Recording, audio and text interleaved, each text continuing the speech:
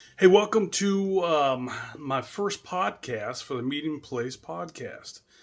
This right here is really exciting because I've this has been a long time coming, and it's just so great that we're able to actually put this together and make a podcast. You know, um,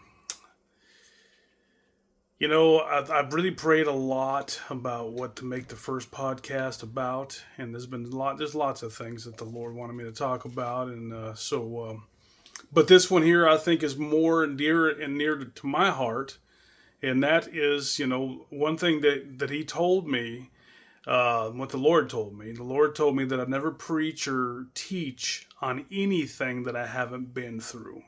So it's extremely important that I, communicate that right up front.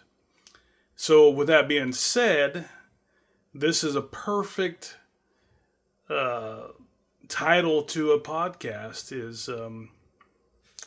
is going through it. Because one thing you can always do is you can always relate so much better to somebody when you've been through what they're going through. Let's take a look. In order for Jesus to get to where he was going, he had to go through Samaria, and that was just a place that Jews did not go. And in order to, go through the things in life, there's no going around them. There really isn't, because what happens is we end up going back around, back around, back around, and we have to go back through it again and again and again because we don't actually go through the middle of it. And with that being said, it's really important that we understand the importance of going through it. Now, let's be honest. When we're talking to somebody, and and they're going through, let's say they're going through a marriage issue, we if we've been through a marriage issue, honestly, we really can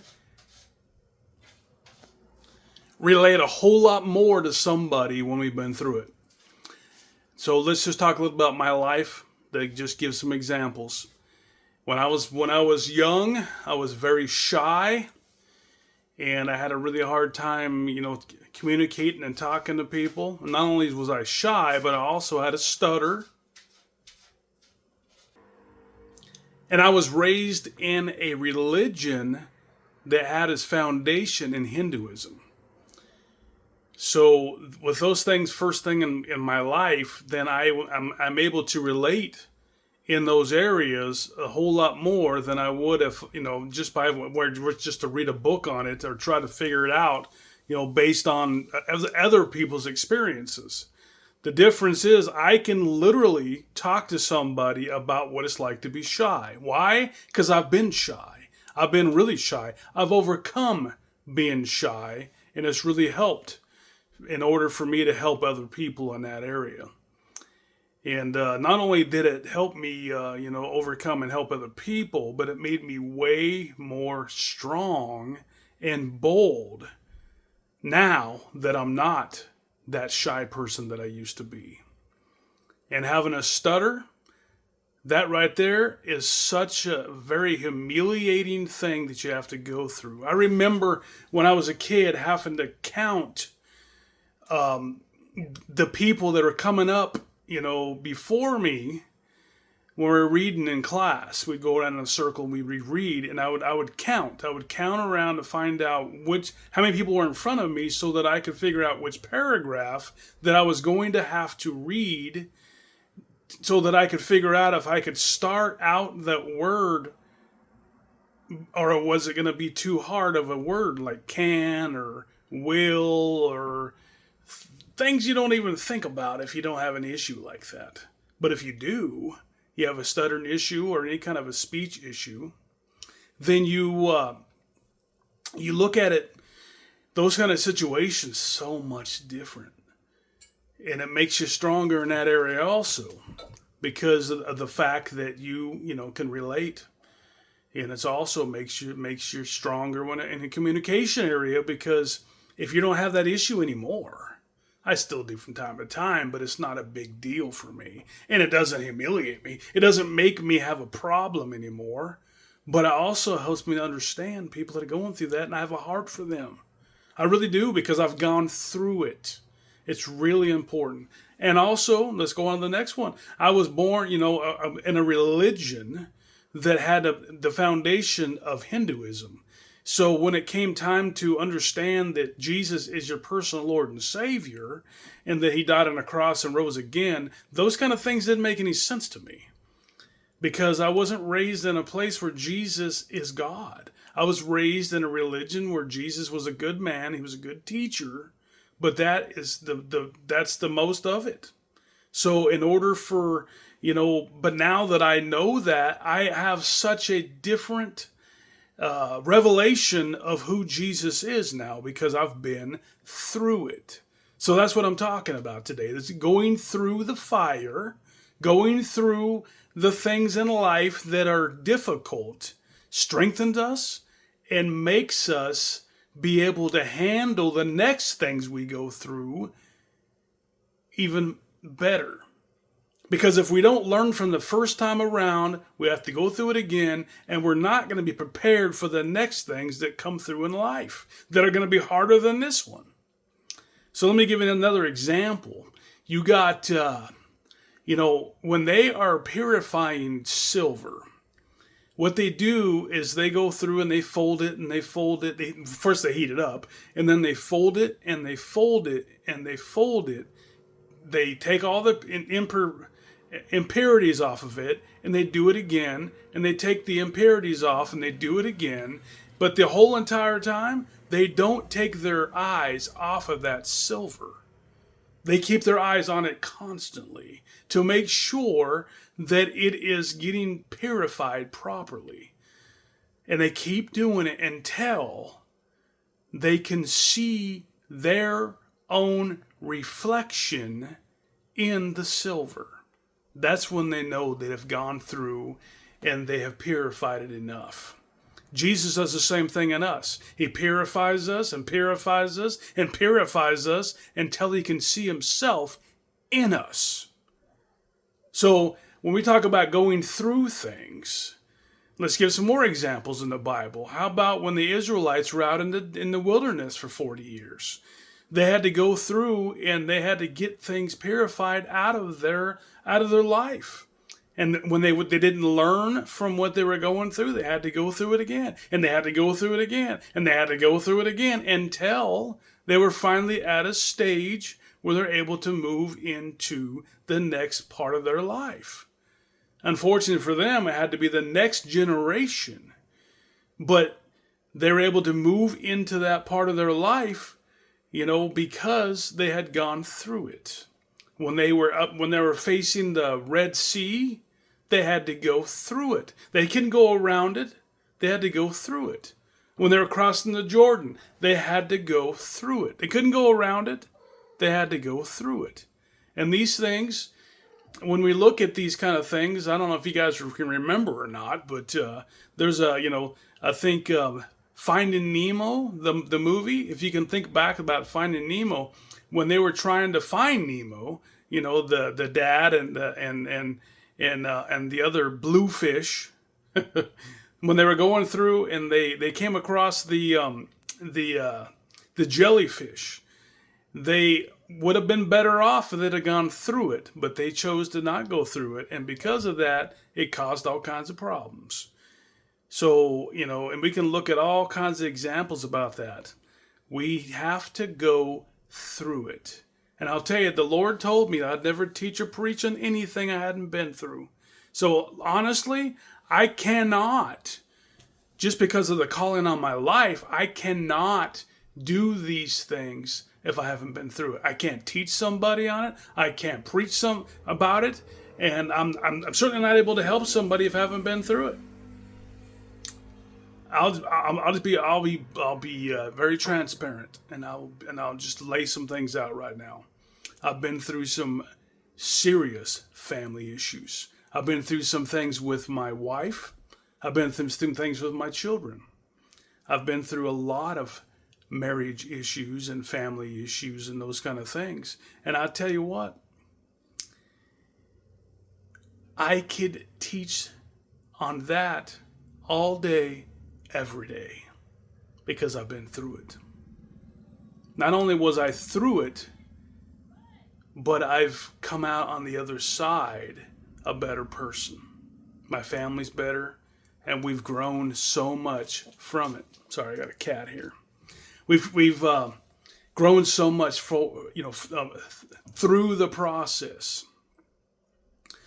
So again, when I was putting this together and thinking about what I wanted to talk about, I just think about how important it is, guys. How important it is that we go through the fire. Because that's what God does with us. He puts us through the fire. He tests us. He purifies us. He molds us. He shapes us. He continues to do it. He never promised us that we would have a great, just easygoing life as a Christian. He never did. If you remember, Jesus says, take up your cross and follow me. That doesn't mean that once we become a Christian, born again, even spirit-filled, that all of a sudden now everything is going to get simpler. That's not at all what he said. He said, take up your cross and follow me. That means you're going to go through it. And you're going to, and wide. This cat. Is the road to destruction. Narrow. I cannot honestly tell you, remember right now what that scripture says completely. But I tell you what, the narrow road is the only road. Wide, it heads to destruction. And I'm just thinking back of all the different things. Let's look at Joseph. Joseph got sold into slavery by his family, his brothers. And he goes over to Egypt and gets put in prison. And I think it was right about 12 years he went through that. But if you look at the writings, not just in Genesis, but also extra writings outside of that, Joseph ruled for 80 years after going through that kind of tribulation, that kind of thing in his life. And he was able to supply for his family down the road because he was sent on ahead. God chose to do that. But again, he had to go through it. There was no easy way around it. And it was not easy for him. The beginning part of that was not easy at all. So there are any more examples? There's lots of examples of people in the Bible. And we can think of people in our lives too. And let's talk about ourselves. We need to go through it in order to be on the other side. Go around it. It's not the answer, and it's not the way God does it. I wish I could sit here and tell you that it is, but it's not. You go through it. But man, does it make you strong on the other side. Makes you strong. I've gone through and I've had to deal with cluster B disorders. Narcissism, borderline personality disorder, OCD, sociopath, psychopath. I haven't personally dealt with that in my own personal life. I mean, my own personal, my person. But I've had so many people around me and in my family that have. So now I can look at somebody that's going through it and I can understand in a way that people that haven't been through that can't understand. It's so difficult when a person has a disorder, a mental disorder, or a physical disorder, or, psychological or whatever, guys. It's a difficult thing. But if you haven't had that challenge in your life, then you can't understand. You can't look at somebody in the eyes and say, I understand you. if you haven't been through it. So again, this is, I'm at 15 minutes now. I don't want to make these things too long. I know the attention span of so many people nowadays is just not very much.